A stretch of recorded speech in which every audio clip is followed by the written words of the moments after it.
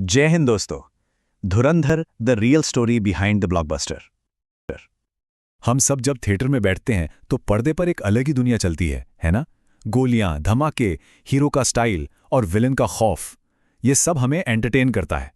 लेकिन जरा सोचिए, क्या हो अगर फिल्म तो खत्म हो जाए पर वो खौफ, वो खत्म ना हो? क्या हो अगर जिस विलन को देखकर आपकी सांसें थम गईं, वो सिर्फ एक कैरेक्टर ना हो बल्कि एक जीता जागता खूंखार इंसान हो? देखिए, हाल ही में आई फिल्म धुरंधर के साथ कुछ ऐसा ही है। ये सिर्फ एक एक्शन फिल्म नहीं है, बल्कि एक ऐसे खतरनाक सच की तरफ इशारा करती है जिसे जानकर आप दंग रह जाएंगे। तो चलिए फिक्शन का पर्दा हटाते हैं और उस हकीकत को देखते हैं जिसने इस फिल्म को बनाया है। क्योंकि इस कहानी के असली विलन पर्दे पर दिखने वाले एक्टर्स से कहीं कहीं ज्यादा खतरनाक और बेरहम थे। फिल्म के जो दो सबसे खूंखार किरदार है ना, वो असल में साउथ एशिया के दो ऐसे चेहरों पर बेस्ड हैं जिनके नाम आज भी आतंक और जुर्म की दुनिया में खौफ पैदा करते हैं। फिल्म में जो टेररिस्ट है, जिसकी आंखों में ना कोई रहम है ना कोई डर, उसका असली चेहरा है इलियास कश्मीरी। कश्मीरी कोई छोटा मोटा आतंकवादी नहीं था, वो आतंक का एक चलता फिरता ब्रांड था। अल कायदा का टॉप कमांडर, जिसे दुनिया की बड़ी बड़ी इंटेलिजेंस एजेंसियां ढूंढ रही थीं। एक ऐसा आदमी जिसने जंग के सारे नियम ताक पर रख दिए थे। उसकी हैवानियत का सबसे भयानक किस्सा 27 फरवरी 2000 का है। उसने लौसी पार करके एक भारतीय सैनिक भाऊ साहब मारुति तालेकर पर हमला किया और बर्बरता की सारी हदें पार करते हुए उनका सिर काट लिया। लेकिन बात यहीं खत्म नहीं हुई।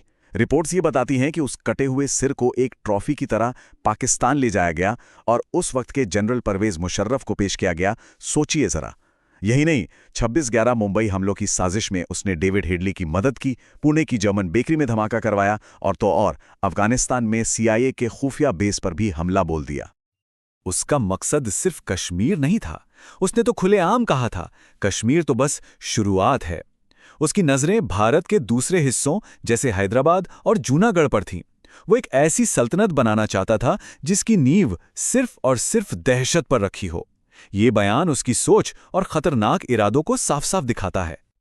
पूरी दुनिया में आतंक फैलाने वाले शैतान पर अमेरिका ने करोड़ों का इनाम भी रखा था। वो CIA और FBI की मोस्ट वांटेड लिस्ट में था। और आखिरकार सालों की तलाश के बाद 3 जून 2011 को पाकिस्तान के साउथ वजीरिस्तान में एक अमेरिकी ड्रोन हमले ने उसकी कहानी का दी एंड कर दिया। अच्छा, अब आते हैं फिल्म के दूसरे विलन पर। एक ऐसा गैंगस्टर जो एक पूरे शहर की अंधेरी गलियों का बेताज बादशाह था। ये किरदार कराची के सबसे बदनाम और क्रूर गैंगस्टर रहमान डकैत की जिंदगी से लिया गया है। और यकीन मानिए, रहमान डकैत की कहानी किसी भी फिल्मी कहानी से ज्यादा खूनी और डरावनी है। कहते हैं कि उसके जुर्म की दुनिया तब शुरू हुई जब उसने सिर्फ 15 साल की उम्र में अपनी ही मां को गोली मार दी और लाश को कहीं दफना दिया। वो अपने दुश्मनों को खत्म करने के अपने खास तरीके के लिए जाना जाता था। वो क्या करता था, पहले उनके पैरों में गोली मारता था ताकि वो भाग ना सकें, और फिर तड़पा तड़पा कर गोलियों से भून देता था। ये सिर्फ मर्डर नहीं था, ये पूरे इलाके में अपना खौफ कायम करने का उसका तरीका था। लेकिन सबसे चौंकाने वाली बात है राजनीति में उसकी पहुंच। साल 2007 में जब पाकिस्तान की पूर्व प्रधानमंत्री बेनजीर भुट्टो सालों बाद अपने देश लौटी, तो उनकी सिक्योरिटी की जिम्मेदारी किसी सरकारी एजेंसी को नहीं बल्कि रहमान डकैत जैसे गैंगस्टर को दी गई। ये घटना कराची में क्राइम और पॉलिटिक्स के खतरनाक गठजोड़ को साफ साफ दिखाती है, जहां नेता अपने फायदे के लिए गैंगस्टर्स का इस्तेमाल करते थे। लेकिन पॉलिटिक्स का खेल बड़ा अजीब होता है। जब तक रहमान डकैत नेताओं के काम आता रहा, वो बचा रहा। पर जब उसकी ताकत और उसका आतंक खुद सियासत के लिए खतरा बनने लगा, तो उसी सिस्टम ने उसे खत्म करने का फैसला कर लिया। 9 अगस्त 2009 को कराची पुलिस ने एक एनकाउंटर में उसे ढेर कर दिया। अब भाई, जब शहर में ऐसे खूंखार विलन होंगे तो उनका सामना करने के लिए एक हीरो भी तो चाहिए, है ना? तो अब मिलते हैं कहानी के असली हीरो से, एक ऐसा पुलिस वाला जो इन अपराधियों के लिए खौफ का दूसरा नाम था। फिल्म में संजय दत्त का जो दमदार किरदार है, वो जिस असली शख्स पर आधारित हैं, उनका नाम है SSP चौधरी असलम खान। चौधरी असलम कराची पुलिस का वो चेहरा थे जिनका नाम सुनकर बड़े बड़े गैंगस्टर और आतंकवादी कांप जाते थे। उन्हें कराची का डर्टी हैरी भी कहा जाता था, क्योंकि वो कानून तोड़ने वालों को उन्हीं की भाषा में जवाब देते थे। उनका अंदाज एकदम फिल्मी था, एक हाथ में सिगरेट और दूसरे में सब मशीन गन। ये उनकी पहचान बन गई थी। वो ऑफिस में बैठकर प्लान बनाने वालों में से नहीं थे। वो खुद अपनी टीम के साथ कराची की सबसे खतरनाक गलियों में उतर जाते थे। रहमान डकैत को खत्म करने वाला जो मशहूर ऑपरेशन था, उसे इन्होंने ही लीड किया था। और कराची में गैंग वॉर खत्म करने के लिए पुलिस, रेंजर्स और सेना के साथ मिलकर कई बड़े ऑपरेशंस चलाए। लेकिन देखिए, जब आप आग से खेलते हैं तो जलने का खतरा तो हमेशा रहता है। चौधरी असलम के दुश्मन बहुत थे, खासकर तालिबान। उन पर कई बार हमले भी हुए, पर वो हर बार बच गए। पर आखिरकार 9 जनवरी 2014 को तहरीके तालिबान ने कराची के लियारी एक्सप्रेसवे पर एक पावरफुल बॉम्ब ब्लास्ट करके उनकी हत्या कर दी। देखिए, ये कहानी सिर्फ कुछ अपराधियों और एक पुलिस वाले की नहीं है। इस कहानी की जड़ें एक बहुत पुराने और गहरे संघर्ष में छिपी हैं। एक ऐसा संघर्ष जो बलूचिस्तान की जमीन से जुड़ा है और दशकों से सुलग रहा है। इसे समझने के लिए चलिए थोड़ा से इतिहास में चलते हैं।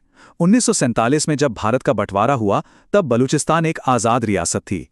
लेकिन सिर्फ एक साल बाद 1948 में पाकिस्तानी सेना ने जबरदस्ती उस पर कब्जा कर लिया। बस उसी दिन से वहां विद्रोह की एक चिंगारी सुलग रही है, जो 1973 से 77 के बीच एक बड़ी लड़ाई बन गई।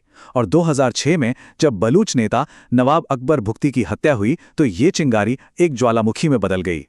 बलूच लोगों के गुस्से की कई बड़ी वजह हैं। उन्हें लगता है कि पाकिस्तान ने उनके साथ धोखा किया है। उनका ये भी आरोप है कि पाकिस्तानी सेना उनके अधिकारों को कुचलती है, उनके लोगों को गायब कर देती है। उन्हें यह भी डर है कि चीन पाकिस्तान इकोनॉमिक कॉरिडोर यानी सीपैक के नाम पर बाहरी लोगों को बसाकर उन्हें अपनी ही जमीन पर माइनॉरिटी बनाया जा रहा है। अब यह समझना जरूरी है कि यह मुद्दा आखिर इतना बड़ा क्यों है। बलूचिस्तान पाकिस्तान के टोटल एरिया का 44% हिस्सा है। जी हां, पाकिस्तान का लगभग आधा हिस्सा। अगर ये इलाका अस्थिर होता है या अलग हो जाता है, तो ये सिर्फ पाकिस्तान के लिए ही नहीं, बल्कि पूरे साउथ एशिया के लिए एक बहुत बड़ा जियोपॉलिटिकल भूचाल होगा। तो इन सब किरदारों का, इन घटनाओं का और इस गहरे संघर्ष का एक बॉलीवुड फिल्म से क्या कनेक्शन है? कनेक्शन बहुत गहरा है। कभी-कभी सिनेमा सिर्फ एंटरटेनमेंट नहीं होता, वो एक ऐसी बातचीत शुरू कर देता है जिससे शुरू करने की हिम्मत कोई और नहीं कर पाता। धुरंधर जैसी एक बड़ी मेनस्ट्रीम फिल्म की असली कामयाबी यही है कि ये दुनिया भर के ऑडियंस को एक ऐसे मुद्दे पर सोचने और बात करने पर मजबूर कर रही है जिस पर बड़े-बड़े न्यूज़ चैनल और सरकारें अक्सर चुप रहना ही पसंद करती हैं। ये बलूचिस्तान के अनसुने संघर्ष को दुनिया के सामने ला रही है। जरा इस लाइन के बारे में सोचिए। इसका मतलब है कि कहानी अब सिर्फ एक फिल्म नहीं रही, ये हमारे ड्राइंग रूम में, सोशल मीडिया पर, दोस्तों के बीच एक असली बहस बन चुकी है। फिल्म ने एक चिंगारी लगाई है और अब हर कोई उस आग के पीछे की सच्चाई जानना चाहता है। और यही इस बात का सबसे बड़ा सबूत है कि पॉपुलर कल्चर, चाहे वो फिल्में हों, गाने हों या किताबें, एक बहुत पावरफुल टूल हो सकता है। ये हमें उन कड़वे और मुश्किल सच का सामना करने पर मजबूर कर सकता है जिनसे राजनीति और खबरें अक्सर अपना मुंह फेर लेती हैं। तो अंत में ये सवाल आपके लिए है, क्या एक फिल्म उस सच्चाई को सामने ला सकती है जिसे खबरें या तो दिखाना नहीं चाहती या फिर दिखा नहीं पाती? अगली बार जब कोई फिल्म देखें तो शायद आप उसे सिर्फ एक कहानी की तरह नहीं, बल्कि एक छिपी हुई हकीकत की खिड़की की तरह देखेंगे। ऐसी ही जानकारी के लिए सब्सक्राइब कीजिए ऑल कैन स्टडी को। Thank you. चलिए नेक्स्ट वीडियो पर मिलते हैं।